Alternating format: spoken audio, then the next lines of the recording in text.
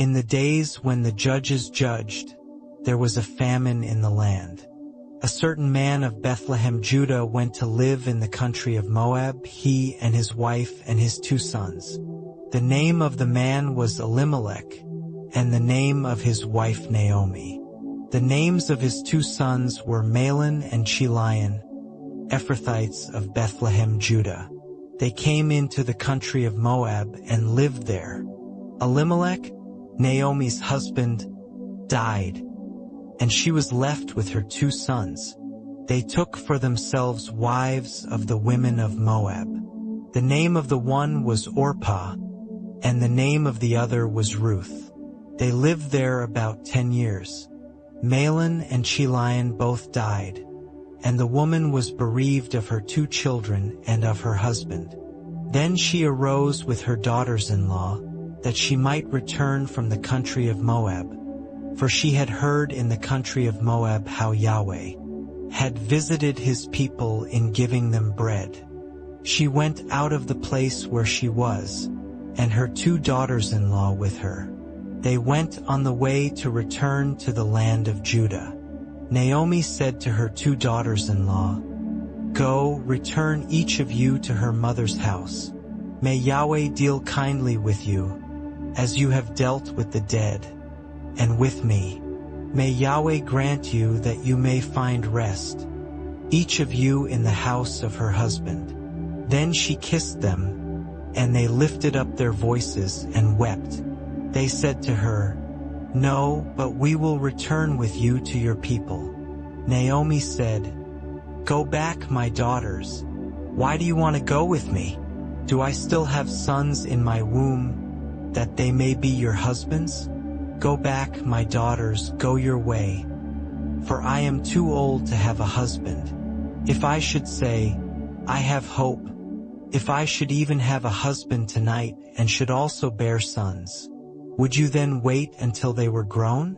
Would you then refrain from having husbands?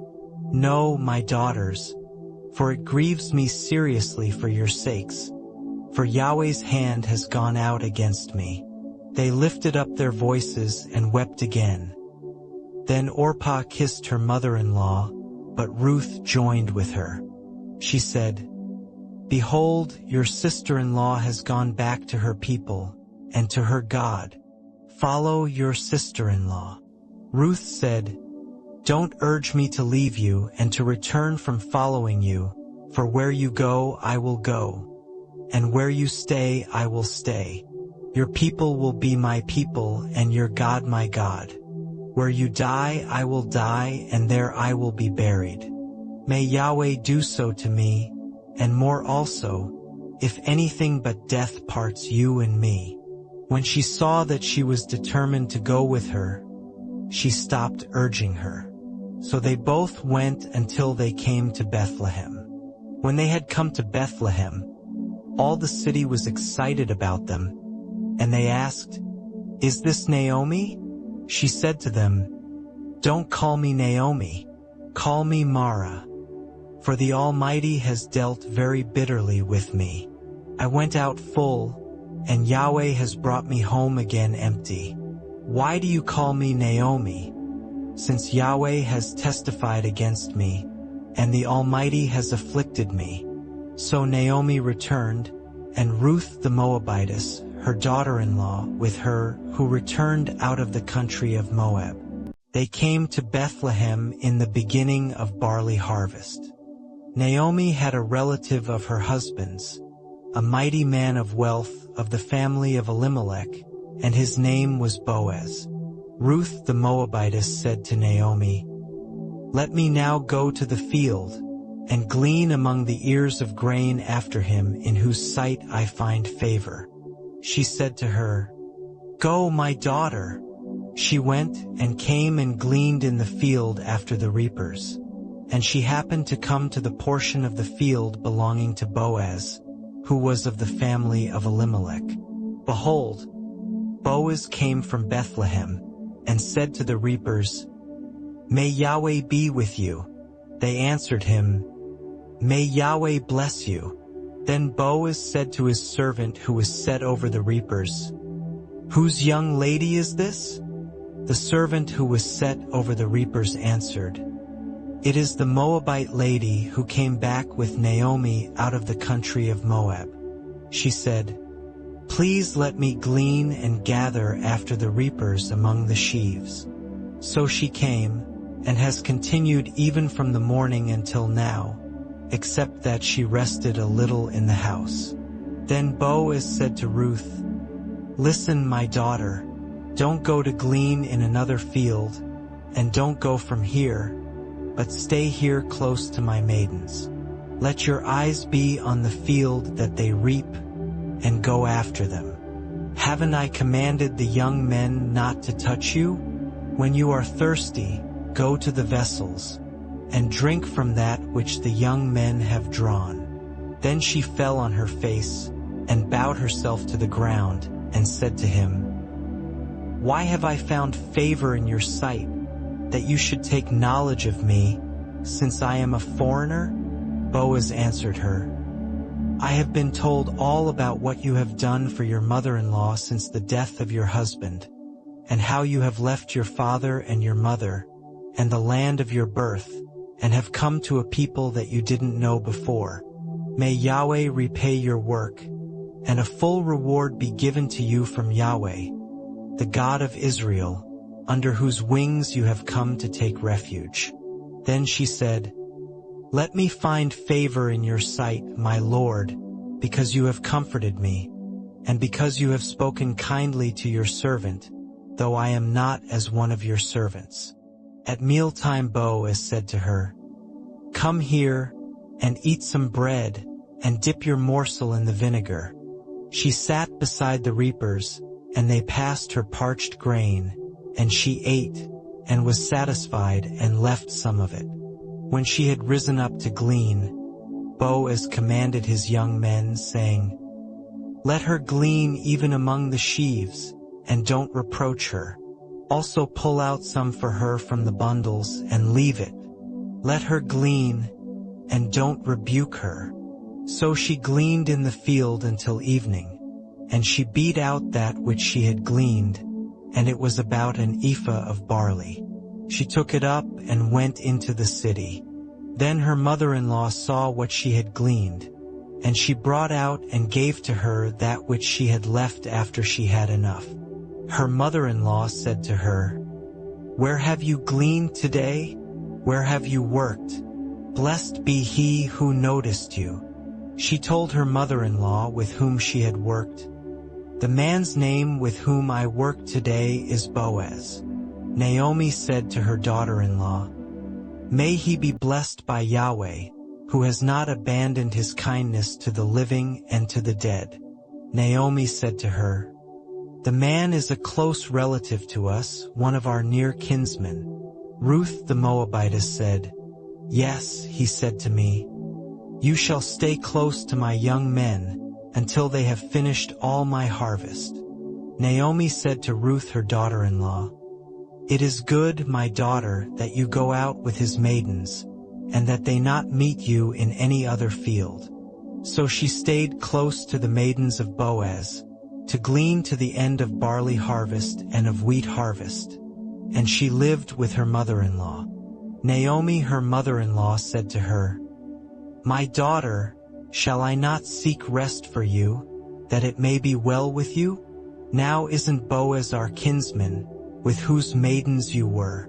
Behold, he will be winnowing barley tonight on the threshing floor.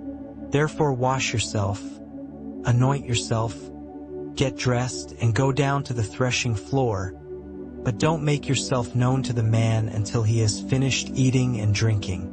It shall be, when he lies down, that you shall note the place where he is lying. Then you shall go in, uncover his feet, and lay down. Then he will tell you what to do." She said to her, "All that you say I will do."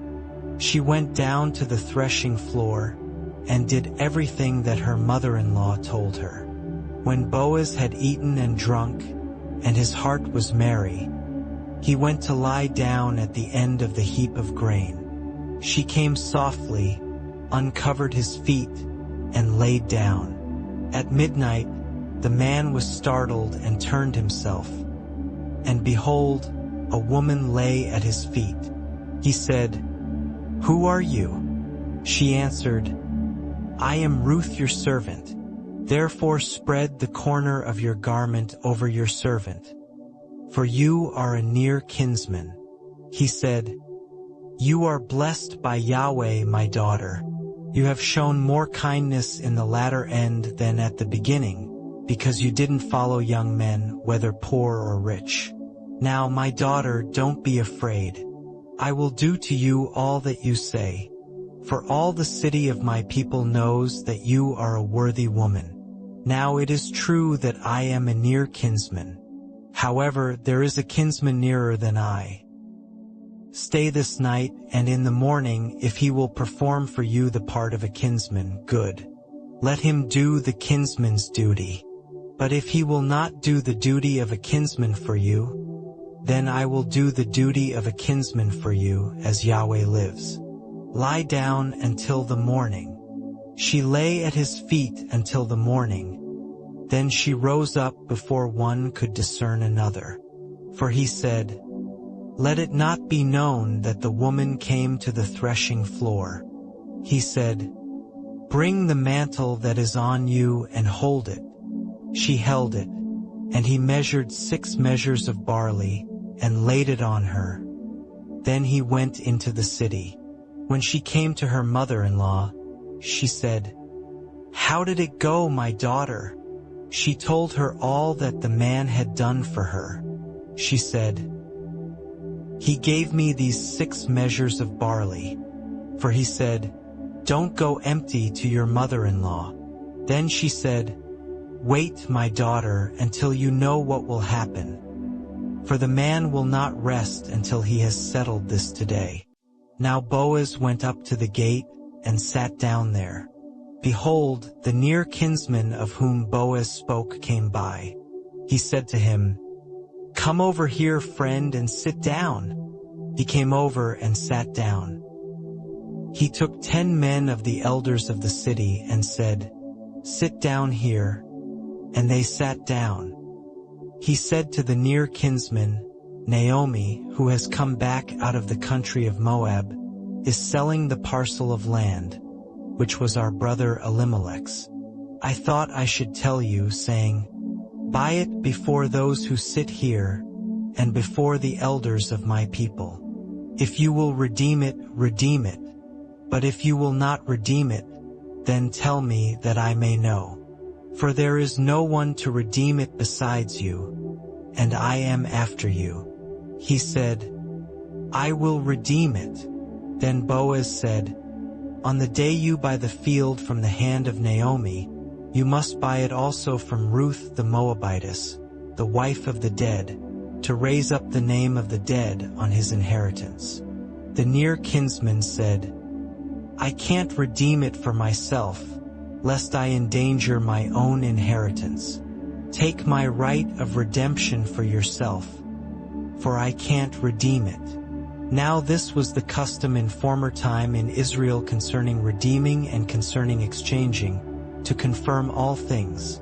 A man took off his shoe and gave it to his neighbor, and this was the way of formalizing transactions in Israel. So the near kinsman said to Boaz, "Buy it for yourself." Then he took off his shoe. Boaz said to the elders and to all the people, "You are witnesses today that I have bought all that was Elimelech's, and all that was Chilion's and Mahlon's, from the hand of Naomi. Moreover, Ruth the Moabitess, the wife of Mahlon, I have purchased to be my wife, to raise up the name of the dead on his inheritance, that the name of the dead may not be cut off from among his brothers, and from the gate of his place. You are witnesses today."